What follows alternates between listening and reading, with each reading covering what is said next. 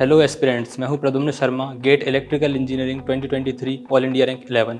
Hello everyone, welcome to GATE super coaching by Testbook. आज हमारे साथ हैं all India rank 11 Pradyumn Sharma.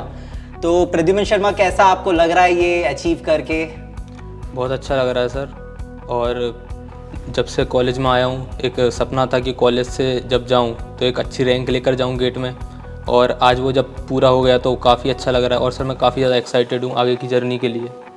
Okay, तो असल में क्या होता है, जैसा आप बता रहे हैं अभी मेरे से आप 4th ईयर में हैं। Yes sir. तो जैसे जब कॉलेज में हम रहते हैं तो कॉलेज में क्या होता है, हमारे पास बहुत सारे ऑप्शंस सामने रहते हैं। कुछ स्टूडेंट सोचते हैं कि यार MBA की तरफ जाना है, कुछ प्लेसमेंट्स की तरफ जाते हैं, कुछ सोचते हैं कि यार हमें MTech करना है, गेट की तरफ जाते हैं। तो आपको क्या मोटिवेट किया कि आप गेट की तरफ जाएँ? क्यों इस एग्ज़ाम के बारे में आपने सोचा?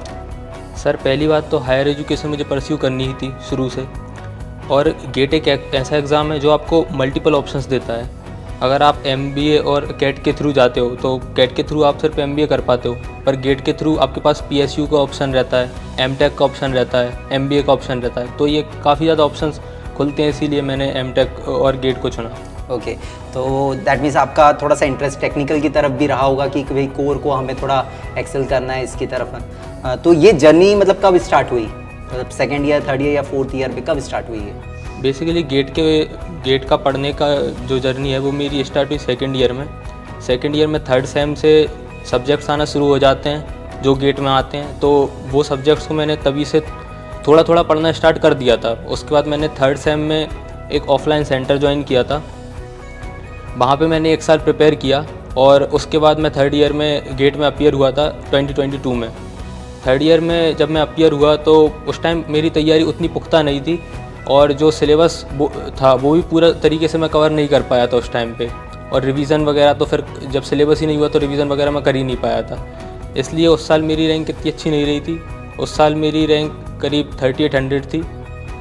फिर अगले साल मेरे पास पूरे 1 साल का मौका था, और कुछ सब्जेक्ट ऐसे थे जो मेरे छूट गए थे 3rd ईयर के टाइम पे। तो उस 1 साल के दौरान मैंने वो कंप्लीट किए, रिवीजन अच्छे से किया, टेस्ट सीरीज़ बहुत ही सीरियसली अटेम्प्ट की, और फाइनली ये रिज़ल्ट। तो ठीक है, जैसे आपने बताया कि आपने जब फर्स्ट अटेम्प्ट किया तो उस समय आपके 3800 अराउंड रैंक आई, तो हो सकता है कि उस समय आपको डीमोटिवेशन भी हुआ होगा। तो उससे कैसे आपने कोप अप किया और कैसे यहाँ तक आ पाए?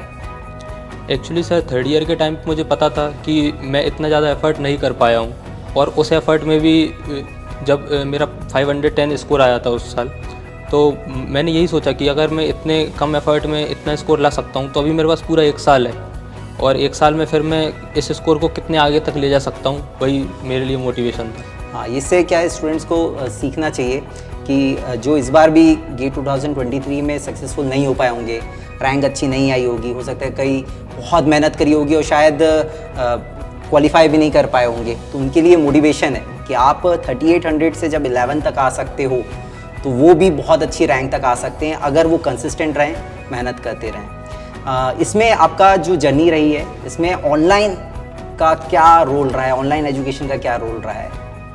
तो सर जब मैंने ऑफलाइन सेंटर ज्वाइन किया था तो 2 महीने बाद ही लॉकडाउन लग गया था, तो उसके बाद की जो मेरी जर्नी रही वो टोटल ऑनलाइन ही रही। उसके बाद 1 साल वो पूरा मैंने ऑनलाइन ही पढ़ा, और नेक्स्ट ईयर जब फिर से ऑफलाइन सेंटर खुले थे और जब मुझे 23 का गेट अटेम्प्ट करना था, उस साल भी मैं 1 या 2 महीने ही बस ऑफलाइन सेंटर गया था। बाकी जो सब्जेक्ट मेरे छूट गए थे वो भी मैंने ऑनलाइन से ही कवर किए थे। जैसा आपने मेरे को बताया था कि ऑनलाइन आपने इलेक्ट्रिकल मशीन्स मेरे से पढ़ा था। Yes sir. तो इलेक्ट्रिकल मशीन को पढ़ते समय, क्योंकि जब हम इलेक्ट्रिकल ब्रांच की बात करते हैं तो स्टूडेंट को सबसे बड़ी डिफ़िकल्टी होती है कोर सब्जेक्ट्स में, और कोर सब्जेक्ट में भी अगर हम इलेक्ट्रिकल मशीन की बात करें तो उसमें उस तैयारी के टाइम पे आपको क्या लगता है कि स्टूडेंट को हमें क्या मैसेज देना चाहिए कि कैसा हमें माइंडसेट रखना चाहिए कोर सब्जेक्ट्स के लिए? कोर सब्जेक्ट्स पहली बार में समझ में आना काफ़ी मुश्किल होता है, क्योंकि अगर आप पहली बार पढ़ोगे, और कई बार क्या होता है कि आप बिना नेटवर्क, एनालॉग, कंट्रोल पढ़े कोर सब्जेक्ट्स की तरफ आ जाते हैं, तो वो तो एक तरीके से कहूँगा एक ब्लंडर है, वो तो कीजिए ही मत, क्योंकि अगर आप ऐसा करेंगे तो बिल्कुल ही समझ में नहीं आएंगे। और कोर सब्जेक्ट्स के लिए देखिए, एक बार में अगर नहीं आ रहा तो हताश मत होइए, क्योंकि कोर सब्जेक्ट्स में मुझे भी 2 बार लगे, और प्रीवियस ईयर क्वेश्चंस भी करीब 2 से 3 बार लगाने पड़े। स्पेशली मशीन के केस में, मशीन मैं मानता हूँ कोर सब्जेक्ट्स में जो सबसे टफ पढ़ते हैं वो मशीन्स पढ़ते हैं पहले नंबर पर, दूसरे नंबर पर पावर इलेक्ट्रॉनिक्स। पावर सिस्टम्स तब भी कंपैरेटिवली ईजी है इन दोनों के कंपैरिजन में, उसके क्वेश्चंस तब भी डायरेक्ट आते हैं, पर इनके क्वेश्चन स्टेप बाय स्टेप आपको करने पड़ेंगे क्योंकि इनमें 2-3 स्टेप इन्वॉल्व होते हैं। तो कोर सब्जेक्ट में एक बात हम समझे कि उसमें टाइम हमें ज़्यादा देना पड़ेगा और साथ ही साथ क्वेश्चन प्रैक्टिस हमें थोड़ी ज़्यादा रखनी होगी, तो तभी आपका कोर सब्जेक्ट स्ट्रांग हो सकता है। नॉर्मली क्या होता है, इलेक्ट्रिकल में स्टूडेंट डर जाते हैं थोड़ा कोर देख के, क्योंकि शुरुआत में वो नेटवर्क कंट्रोल ये सब सब्जेक्ट पढ़ते हैं, बट जैसे कोर पे आते हैं तो वो थोड़ा सा डर जाते हैं। बट वहाँ पे डरना नहीं है, जब आप उस पर मेहनत करते हो, टाइम देते हो, जब आप उसकी क्वेश्चन प्रैक्टिस ज़्यादा करते हो, तो मुझे लगता है कि बल्कि core subject non core subject के कंपैरिजन में ज़्यादा इंटरेस्टिंग है, क्योंकि एप्लीकेशन है। तो जब आप किसी ब्रांच में पढ़ रहे हो और जब वो एप्लीकेशन की तरफ आप बढ़ोगे तो वो आपको चीज़ें दिखने लग जाती हैं, ट्रांसफॉर्मर दिखने लग जाता है, आपके लाइफ में चीज़ें दिखने लग जाएंगी, पावर सिस्टम आपको दिखने लग जाएगा। तो नो डाउट उसे इंटरेस्ट की तरह लेना चाहिए, तो और ईजी हो जाती है आपकी जर्नी। अच्छा, ये तो बात करी हमने कंटेंट की, तैयारी की बात करी। तैयारी में टेस्ट सीरीज़ का भी एक रोल रहता है, तो टेस्ट सीरीज़ का आपके इसमें कैसा रोल रहा है तैयारी में? टेस्ट सीरीज़ का बहुत ही इंपॉर्टेंट रोल होता है। पहले साल जब मेरी रैंक कम थी तब उस साल मैं बिल्कुल टेस्ट सीरीज़ अटैम्प्ट नहीं कर पाया था, करीब 4 या 5 फुल टेस्ट अटैम्प्ट किया था और वो भी मैंने टेक्स्ट बुक के ही अटैम्प्ट किया था उस साल। और उसके बाद नेक्स्ट ईयर मैंने काफ़ी टेस्ट सीरीज़ अटैम्प्ट की और इनफैक्ट 2 से 3 इंस्टीट्यूट की टेस्ट सीरीज़ अटैम्प्ट की, ताकि अलग अलग तरीके के क्वेश्चंस की मुझे प्रैक्टिस हो जाए। और इसमें कहूँगा टेस्ट सीरीज़ में टेक्स्ट बुक की टेस्ट सीरीज़ काफ़ी हेल्प करेगी, क्योंकि इसमें जो एक अच्छी बात है वो ये है कि इसमें प्रीवियस ईयर पेपर्स जो हैं वो टेस्ट के फॉर्म में हैं, तो वो अगर आप वैसे सॉल्व करने जाओगे तो आप उसमें काफ़ी टाइम लगा दोगे, पर यहाँ पर आप एक टेस्ट के फॉर्म में प्रीवियस ईयर प्रैक्टिस कर सकते हो, तो वो आप डेफिनेटली ट्राई कर सकते हैं। तो जैसा आप सुन रहे हैं कि टेक्स्ट बुक का टेस्ट सीरीज़ तो बहुत शानदार है ही, और ऑलरेडी हमने गेट के लिए भी मैकेनिकल, सिविल, इलेक्ट्रिकल, ईसी इसके लिए भी हम लॉन्च कर चुके हैं, कोर्स लॉन्च हो चुके हैं। तो जैसा कंटेंट आपको टेस्ट सीरीज़ में मिल रहा था वैसा ही शानदार कंटेंट आपको gate super coaching by text book में भी मिलने वाला है। तो ये जब दोनों मिक्स होंगे, ये सारी चीज़ें आपको एक ही प्लेटफॉर्म पे मिलेगी, तो नो डाउट ये स्टूडेंट का जो नीड होती है कि भाई एक ही प्लेटफॉर्म पे हमें सारी चीज़ें मिल जाएं और शानदार मिल जाएं, तो नो डाउट उनके लिए बहुत हेल्पफुल होगी। ठीक है, तो अभी जैसे ये तो हमने जर्नी के बारे में बात कर ली, आगे आपका क्या प्लान है? ये जैसे अब ऑल इंडिया रैंक 11 आ गई है, तो अब आप आगे क्या, PSU, MTech, क्या आपका प्लानिंग है?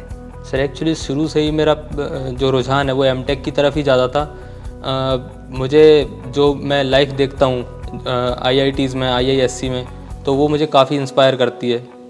एंड यही सोचा है सर, अभी काउंसलिंग आएगी तो मैं काउंसलिंग के थ्रू ट्राई करूँगा कि मुझे अच्छे से अच्छा कोर्स मिल पाए।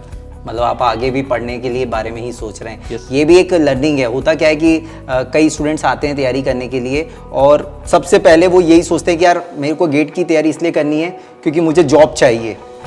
प्रोसेस के बारे में उतना नहीं सोचते कि यार मेरे को पढ़ना है ज़्यादा। जब मैं अपने जो ब्रांच है उसमें जब बहुत ज़्यादा इंटरेस्ट दिखाऊंगा, उसको बहुत बेहतरीन तरीके से पढ़ूंगा, तो पढ़ाई का इंटरेस्ट डेवलप होना भी बहुत ज़रूरी है। तो जब वो इंटरेस्ट डेवलप होगा तो आप ज़्यादा मेहनत करोगे, ज़्यादा टाइम दोगे, फिर ज़्यादा मेहनत करोगे तो नो डाउट अच्छी रैंक आएगी। फिर उसके बाद आपके पास ऑप्शंस ओपन हो जाते हैं। आपको PSU अटेंड कर जाना है या फिर आपको MTech के लिए जाना है, बेस्ट इंस्टीट्यूट में जाना है, तो इस तरीके से कर सकते हैं। ठीक है, तो ये बहुत अच्छे आपकी जो जर्नी है, नो डाउट बहुत सारे स्टूडेंट के लिए मोटिवेशन होगी, वो भी इंस्पायर होंगे और अच्छा करेंगे। ठीक है Pradyumn, thank you so much and all the best. Thank you sir.